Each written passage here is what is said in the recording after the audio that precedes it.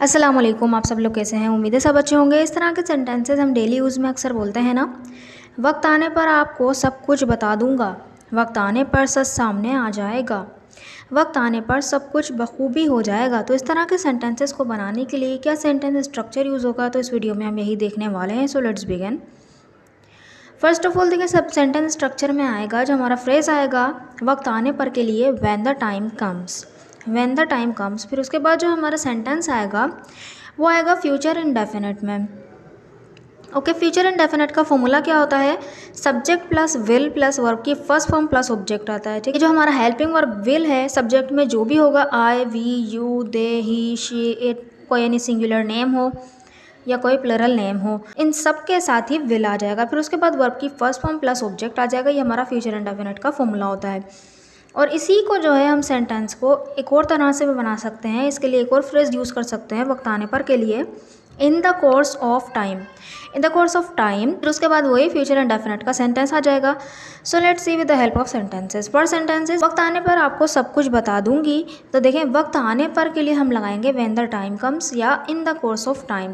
आपको सब कुछ बता दूंगी यानी कि मैं अपने बारे में बात कर रही हूँ। मैं यहाँ पर हिडन है यानी आई हमारा सब्जेक्ट होगा। यहाँ पर देखें किस तरह से बनेगा, when the time comes I will tell you everything, When the time comes, I will tell you everything। देखें, आया सब्जेक्ट, उसके बाद विल आया, विल के बाद बताना वर्ब की फर्स्ट फॉर्म आई, और उसके बाद हमारा ऑब्जेक्टिव पार्ट आ गया। When the time comes, I will tell you everything।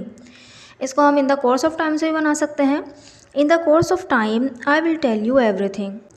Next sentence is, वक्त आने पर मैं घर खरीद लूँगा, वक्त आने पर मैं घर खरीद लूँगा।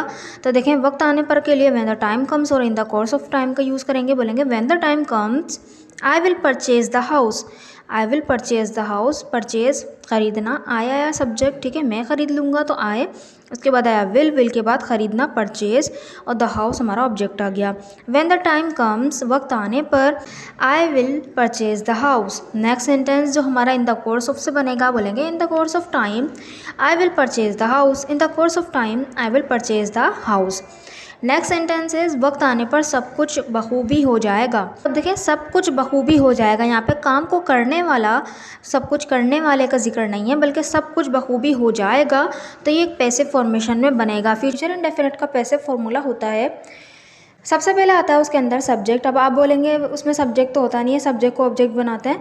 तो उसको जो है हम सिर्फ सीखने के लिए एक्टिव से पैसिव में किस तरह से कन्वर्ट करना है वो उस लिए करते हैं, लेकिन जो है जब बोलते वक्त हम उसको सब्जेक्ट ही मानते हैं। हम यहाँ पे जो सब कुछ है इसको एज अ सब्जेक्ट ही माना जाएगा, सब्जेक्ट। फिर उसके बाद आएगा विल बी आएगा। फिर उसके बाद वर्ब की थर्ड फॉर्म। अब यहाँ पर जो है, क्योंकि पैसिव में हमेशा वर्ब की थर्ड फॉर्म आती है, यहाँ पर भी वर्ब की थर्ड फॉर्म आएगी।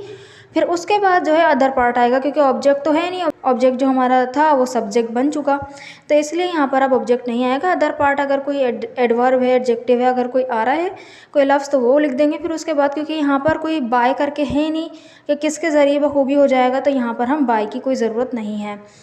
तो इस सेंटेंस को हम इस तरह से बनाएंगे। तो ये सेंटेंस बनेगा व्हेन द टाइम कम्स, ये आ गया वक्त आने पर के लिए। और फिर देखें, everything will be done perfectly. अब देखिए, ये जो एवरीथिंग है यहाँ पर, ये हमारा सब्जेक्ट है। फिर उसके बाद हमारा हेल्पिंग वर्ब आया विल बी के बाद, क्योंकि यहाँ पर भी हो जाएगा यानी कर दिया जाएगा, उस काम को कर दिया जाएगा, तो यहाँ पर इसलिए डू की थर्ड फॉर्म डन लगाई। फिर उसके बाद आ जाएगा बखूबी के लिए, हमने परफेक्टली का यूज़ कर लिया। बखूबी के लिए और भी लफ्ज़ इस्तेमाल किए जाते हैं, लेकिन हमने यहाँ पर अभी एडवर्ब परफेक्टली का यूज़ किया है। इसको इन द कोर्स ऑफ टाइम से ही बना सकते हैं। In the course of time everything will be done perfectly. Okay, so I hope आपको ये स्ट्रक्चर समझ में आया होगा। एक यूज़फुल सा स्ट्रक्चर था और आपकी कुछ नॉलेज में इस वीडियो ने इजाफा किया होगा। So this sentence is for you, वक्त आने पर सच सामने आ ही जाएगा। ठीक है, तो यहाँ पर सच सामने आना, कुछ भी सामने आना के लिए हम यूज़ कर सकते हैं एक फ्रेजल वर्ब कम आउट। ठीक है, तो इस सेंटेंस को बनाकर ज़रूर कमेंट बॉक्स में लिखिएगा, ताकि मुझे पता चले कि आपको वीडियो समझ में आई कि नहीं। अगर वीडियो अच्छी लगी है तो चैनल को ज़रूर सब्सक्राइब भी कर दीजिएगा और वीडियो को लाइक भी कर दीजिएगा। Thank you so much.